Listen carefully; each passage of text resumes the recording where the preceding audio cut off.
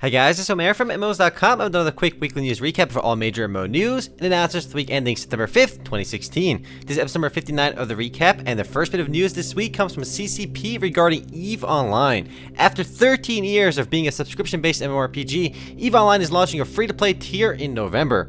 EVE Online is handling free-to-play by splitting the service into two clone servers, an alpha clone server for free-to-play users and an omega clone server for subscription users. Basically, if you're already playing on the subscription Omega server and you don't renew, you can keep playing, but on the Alpha server. The free-to-play Alpha state offers all Tier 1 frigates, destroyers, and cruisers, and skill training available, but at reduced rates. This move is EVE Online's attempt to adapt to an ever-changing marketplace. Not surprisingly, the number one reason people were quitting EVE Online was the monthly subscription, and they're addressing that with a free-to-play service. As I've said for a long time, I've been a big believer in free-to-play and continue to believe it is only going to get bigger. Next up, a bit of controversy regarding Rift's latest expansion, Starfall Prophecy. The latest expansion to Rift will be a paid expansion, which is surprising as Rift is a free-to-play title. The reasoning behind this move, according to Scott Hartzman, CEO of Tryon Worlds, was that this is actually what players wanted, as they already tried monetizing the game's new content with stuff like the infamous earring slot microtransaction, but that led to a big backlash from the community. According to the CEO though, even though people were irritated by the so-called pay-to-win microtransactions, the core audience bought all that stuff up anyway. So with the expansion, they want to charge money up front, so they don't need to monetize in annoying ways. Then again, isn't that what Black Desert Online told us? Personally, it seems odd to have a paid expansion in an otherwise free-to-play game. Remember, Rift was first subscription-based, then they went free-to-play, and now they're moving towards buy-to-play. I guess they're trying a little bit of everything and see what works best. The expansion is set to launch later in fall and increase the game's level cap to 70, introduce 5 new massive zones, 2 new dungeons, and much more. The expansion will cost $40 and include an instant level boost at 65. It looks like everyone is using the instant level boost feature to get people caught up to the latest content, so Rift is not alone on that front. Up next, a bit of odd news for Firefall. The servers for the game went down unexpectedly last Tuesday, and it quickly led to everyone speculating that the game was shut down, because Red 5 Studios' official website, as well as Firefall's website, as well as the game servers all went down at the same time, with no word from the developers. Almost everybody assumed that the game was shut down for good, but apparently it's not, because the servers already came back up, and it's back to operating normally. But given that so many people already assumed that the game was dead, it kind of shows that Firefall is already on the way down. The game's player base has been in decline for some time now and averages about 150 players online in the last 30 days, and that number has been going down every single month. I suspect Firefall's days are numbered. Next up, Allods team and MMOs.com announced a brand new expansion for Skyforge called Ascension, which is set to launch later this fall. The expansion is touted as the game's largest expansion to date and introduces a brand new class, the Outlaw, which as you probably guessed is a gun-touting outlaw with a cowboy hat. Also including the update is Regent's Map, which is an extension of the game's progression campaign.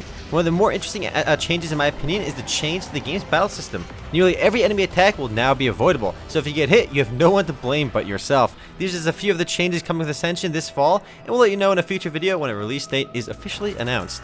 I know what you're all thinking, it's high noon. Up next, one of the more cringy news articles this week, South African MMORPG Destiny of Ancient Kingdoms releases on Steam. And yes, the video you're seeing in the background is an official video for the game. And yes, they're so proud they're made in South Africa, you can see the flag slapped on the top right. And on top of that, why on earth is this trailer for the game such low bitrate and quality? But beyond that, yes, it's free to play, it's available on Steam, but it really looks like a blast from the past. This game looks like it's 10 years old and it came out in 2016. Honestly, I have yet to play the game myself, but just looking at this trailer, I suspect it's not going to do too well. But expect a first look for it relatively soon. On the positive side, they did choose a pretty epic music for this trailer. But yeah, that's Destiny of Ancient Kingdoms launched on Steam. Check it out if you want to. It's free to play. Moving right along, upcoming sandbox MMORPG Samutale has announced alpha testing will begin on September 14th, 2016. Players can sign up for the alpha test on the official website or guarantee their access by purchasing a Founders Pack. The game will be free to play on release and features a few notably interesting features, namely classes aren't limited to weapon types and full loop PvP, my favorite. I'm looking forward to checking this one out. Graphics look a bit like Tree of Life, but I guess a bit more cartoony. In some more mainstream gaming news, Battlefield 1 Open Beta began last week and anyone can play for free up until September 8th. Now, it may not be an MMO in most of your eyes, however, 32 versus 32 is pretty intense and there's still some progression, so there are some MMO elements, even if it's not strictly labeled as an MMO. It's worth checking out, it's the latest installment in the Battlefield franchise, and it's set in World War I. I've been playing a decent amount even after my first look video, and I've gotten a lot better, and the game is quite fun. I'm enjoying it so far. So yeah, it's free to play until September 8th, and afterwards you can buy the game for realsies on October 21st. Up next, Pirates Allods Online is officially moving to the west as Cloud Pirates. It's the spin-off game from Allods Online, set in the Astral, where players can do 10v10 airship battles in the Allods universe. The game was previously Russia only, but we do know now that it's going into the West through my.com. The game will feature team battles as well as customizable ships. Unfortunately, no word on when closed beta is set to begin just yet. And the video you're seeing in the background does show off some actual gameplay, which is nice. I like when trailers show actual gameplay and not just cutscenes. Moving right along, Mu Legend is set to hold first global closed beta test this fall. For those unaware, Mu Legend is an action RPG for mobile set in the Mu universe. A full release though is still a bit away because even though this closed beta is set to begin in fall, there will be another closed beta afterwards that will be held in early 2017. So you still have a while to go before full actual release. Up next, a bit of news regarding World of Warcraft. As many of you already know, Legion officially launched last week, and they actually released a new update that actually lets players trial their classes before boosting to level 100. Remember, every purchase of Legion includes a character boost to 100, and now you can actually try out each class before deciding on which one you want to stick with for your 100 boost. Also in Legion-related news, World of Warcraft senior game designer Steve Burke released an overview for the maximum level zone in Legion called Suramar, which is the jewel of the Night Elf Empire. They also released a pretty cool cinematic trailer as well, so check that out if you're interested. It's for players level 110, and features a whole bunch of endgame content. Up next, a bit of news regarding Albion Online's new upcoming Hell Artifact items. Albion Online unveiled 20 new Hell items in a recent development post, which are basically really powerful weapons in the game. The Hell Artifacts are set to launch with the next update, but there is no release date for the next update just yet.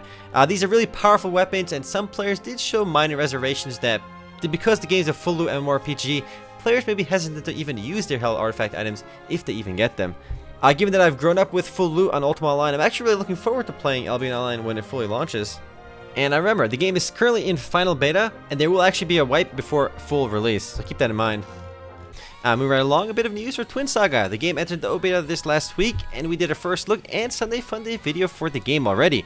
With the open beta, the game's level cap has been raised to 65, and the translations have been further improved and will continue to improve.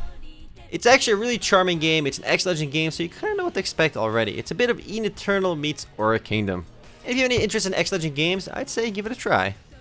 Moving right along, Tera announces its next update, The Gilded Age of Arborea, is set to launch later this month. And it's set to revamp the game's guild systems. Yes, guilds are getting a full makeover with a slew of new guild quests. Guilds can only have 300 characters and 100 unique player accounts, and depending on how big the guild is, it determines what kind of guild quests are available for your guild. Completing these guild quests grant special guild experience, and guilds actually level up on their own as well, which opens up access to special skills and perks. It's actually a really neat system because it encourages players to do some guild play. Ultimately, I think it'll make the community a bit tighter knit, and it'll be a big positive for the game, but we'll see when it actually launches sometime later this month. Moving right along, Path of Exile Atlas of Worlds is officially live. It's the latest expansion to Path of Exile, which actually continues to remain one of the most popular MMORPGs on Steam. The expansion is set to add a completely new endgame zone, dozens of new areas, boss fights, item types, and an entirely new challenge league, as well as a completely revamped endgame and much more. There are 30 new maps to explore and 19 new bosses to take down. The expansion also includes some performance updates, so the game should run a bit smoother as well. Since the expansion launched, the game is peaking at 31,000 players concurrent on Steam, which is quite impressive as it only had about 8k or so previously, so the expansion definitely brought back a lot of old players to the game.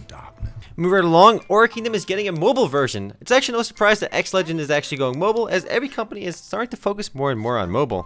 No word on exactly what Aura Kingdom mobile will actually look like and play like. All we know is it'll take some inspiration from the PC version and include stuff like equipment, quests, instance dungeons, and more. All we know about the game is the extremely vague 17-second long trailer which you just saw in the background. X-Legend did say that the game's development is almost done, so I guess we should see a release probably next year. Next and last bit of news this week is that Overwatch is getting a free weekend September 9th to 12th, however, only for console users. I suspect it's a precursor to a free event for PC users sometime in the near future as well, and I expect Overwatch to keep doing these free weekends every once in a while to keep people interested in the game. And who knows, perhaps one day the game might even go free to play. I think it's possible, but not anytime soon. Maybe in a year or two it could go free to play, maybe even sooner, who knows. Depending on what they do with the business model, depending on where sales go going forward. They already promised that new characters won't cost money, so they can't just release an expansion and start selling that because they said characters won't cost money before. And the only viable way to keep making money in the long term after they've made all these sales, I think would be going free to play, but we'll see what they decide in the future. Remember, I'm not saying it'll go free to play anytime soon, but I suspect it's possible in the next year or so. Anyway guys, that's it for MMO News this week. I'll see you guys tomorrow for the podcast. Later guys.